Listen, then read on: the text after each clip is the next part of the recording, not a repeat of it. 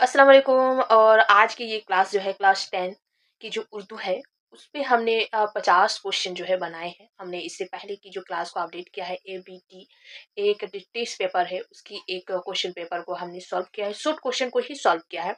और आज जो है हम उसी शॉर्ट के बिना पर हम आज जो है आप लोगों के लिए 50 क्वेश्चन जो है लेके आए हैं जो उर्दू के हैं, जो नावेल हो, अफसाना हो, नज़म हो, जहाँ तक हो सका है अभी हमने 50 किए हैं। नेक्स्ट हम उसके बाद से जो है और भी 50 क्वेश्चन लाने की कोशिश करेंगे। जब तक एग्ज़ाम शुरू नहीं हो जाते तब तक हम ऐसे ही कोशिश करते रहेंगे, है ना? ठीक है?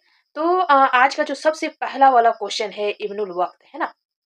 पहला क्वेश्चन है इब्नुल वक़्त क्या है ना? इब्नुल वक़्त इब्नुल वक़्त क्या है? ये जानना है। तो नावेल है, नावलेट है या अफ़साना है? इस तरह का ही क्वेश्चन पूछा जाता है कि नावेल क्या है ना? मतलब पूछा जाता है टिक मार्क, इसको टिक मार्क कहते हैं ना, टिक मार्क। तो उसमें आपको टिक लगाना है, जैसे अलिफ, बे, दाल, जीम ऐसे दिया हुआ रहेगा, आपको उसमें टिक लगाना है। तो ये क्या है? तो नावेल इसका सही जवाब हो जाएगा, है ना? नावेल सही जवाब हो जाएगा। उसी के साथ 2 नंबर क्वेश्चन है, ये देखकर इब्नुल वक़्त का कलेजा ठग से हो गया। क्या देखकर इब्नुल वक़्त का जो कलेजा है ठग से हो गया? तो अंग्रेज़ों की लाश, हिंदुओं की लाश या फिर मुसलमानों की लाश? तो इसका जो सही जवाब हो जाएगा वो अंग्रेज़ों की लाश। तीसरा वाला सवाल क्या है? तराज़िम की अहमियत, है ना? ये नाम है, किसकी तशन्नुफ़ है? तराज़िम की अहमियत किसकी तशन्नुफ़ है? प्रेमचंद की, वहशत कलकत्तवी की या फिर मौलवी अब्दुल हक की? है ना? तो 3-4 करके ऑप्शन दिया हुआ रहेगा, यहाँ पर ही हमने जो है 3 करके ऑप्शन ही रखा है। कहीं-कहीं 4 ऑप्शन को डाली हूँ, है ना? लेकिन ज़्यादातर मैं 3 ऑप्शन रखी हूँ, लेकिन एग्ज़ाम में जो है वो 4 ऑप्शन रहेगा। तो इसका जो सही जवाब हो जाएगा मौलवी अब्दुल हक, है ना? उसके बाद का क्वेश्चन है क्वेश्चन नंबर 4। क्वेश्चन नंबर 4 में पूछा है कि मौलवी अब्दुल हक को किस नाम से याद किया जाता है? मौलवी अब्दुल हक को किस नाम से याद किया जाता है ना? अमीर उर्दू, बाबाई उर्दू, खादम उर्दू, है ना? किस नाम से याद किया जाता है? तो ऑप्शन नंबर 2 जो है सही हो जाएगा, बाबाई उर्दू। सवाल नंबर उसके बाद कौन सा सवाल? सवाल नंबर 5 आ जाएगा। सवाल नंबर 5 में क्या पूछा गया है?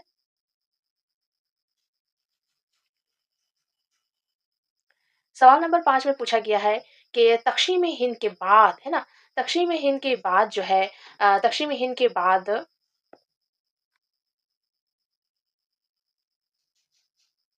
बाद मौलवी अब्दुल हक कहाँ चले गए थे? लाहौर, कराची या फिर ढाका? कहाँ चले गए थे? तो इसका सही जवाब हो जाएगा कराची, है ना? तक़सीम हिंद के बाद जो है मौलवी अब्दुल हक कराची चले गए। उसके बाद सवाल नंबर 6 में पूछा गया है कि किस शायर ने दाग दहलवी की पैरवी की थी? किस शायर ने? है ना? तो उसी तरह इसमें भी ऑप्शन दिया हुआ रहेगा। क्या ऑप्शन दिया हुआ रहे है?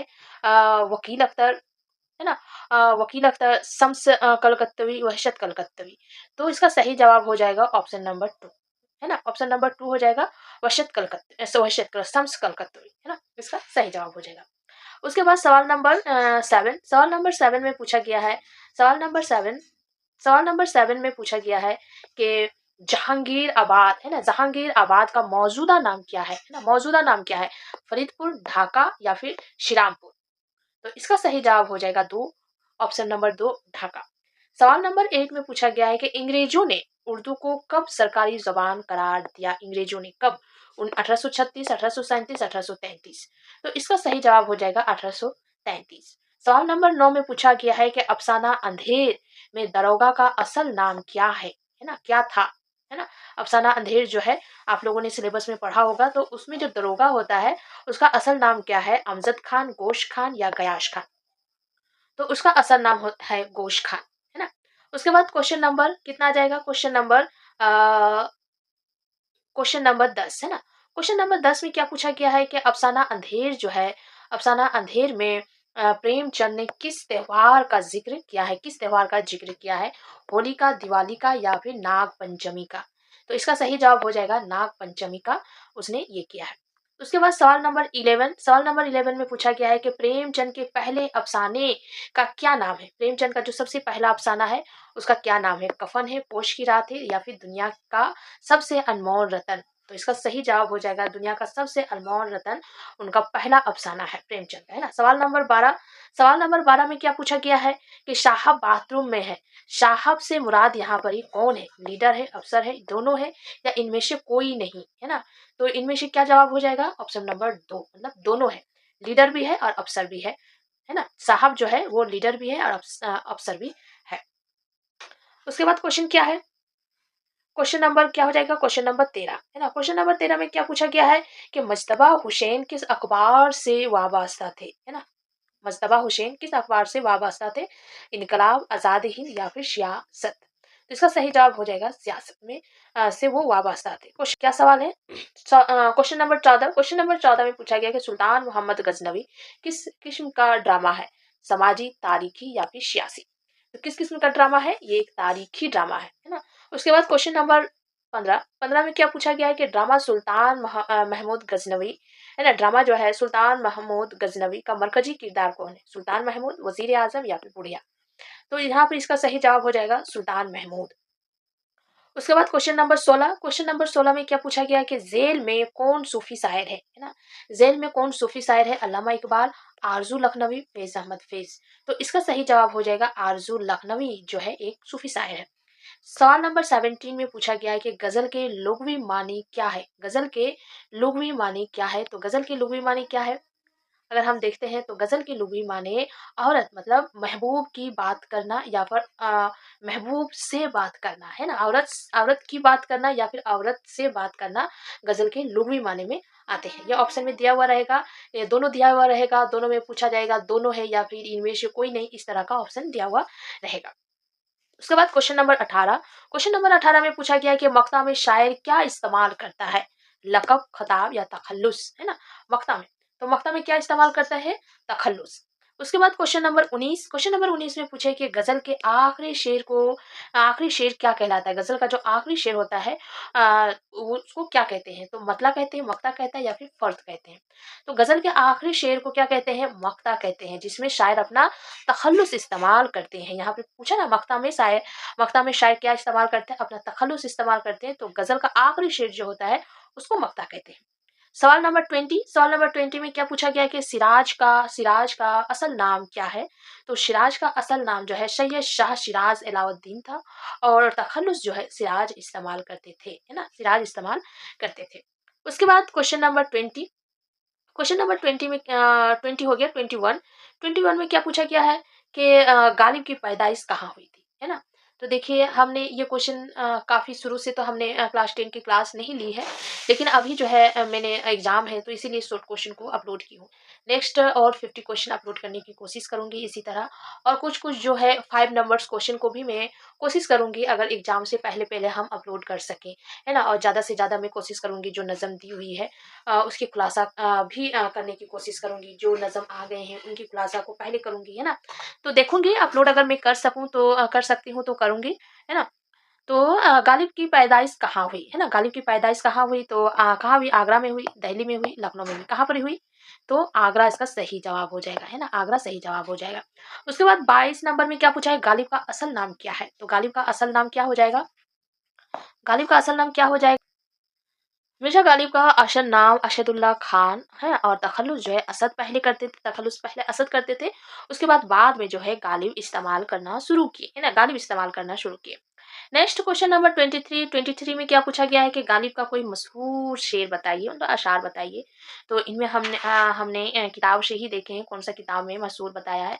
तो वो है मौत का एक दिन मुअय्यन है, नींद क्यों रात भर नहीं आती। ये मिर्ज़ा गालिब की काफ़ी मशहूर शेर में शामिल है।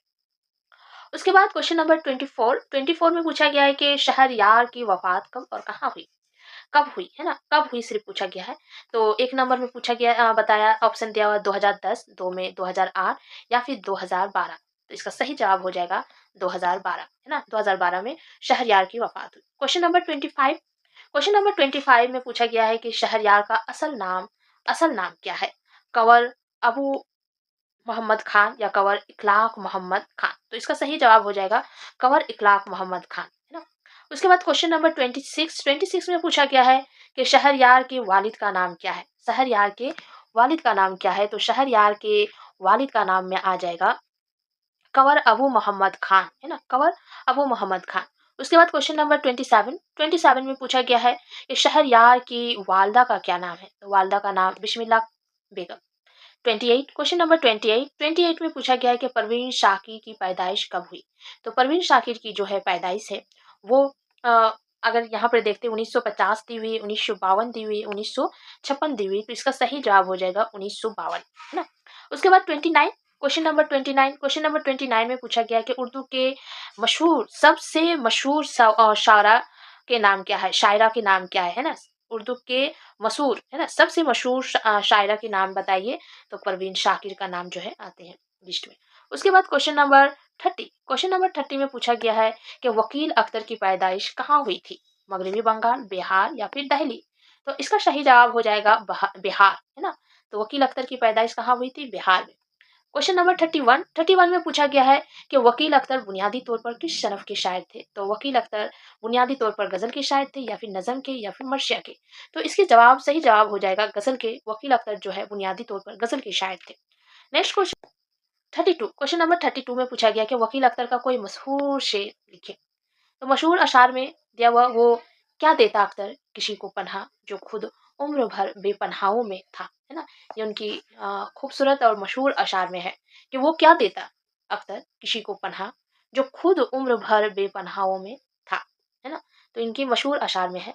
सवाल नंबर 33 में पूछा गया है कि वकील अख्तर की मौत कब और कहाँ हुई? तो वकील अख्तर की वफात जो है, वकील अख्तर ने 9 फरवरी 1971 के दिन कलकत्ता में वफात पाई। मतलब कहाँ कब? तो 9 फरवरी 1971 और कहाँ? तो कलकत्ता हो जाएगा।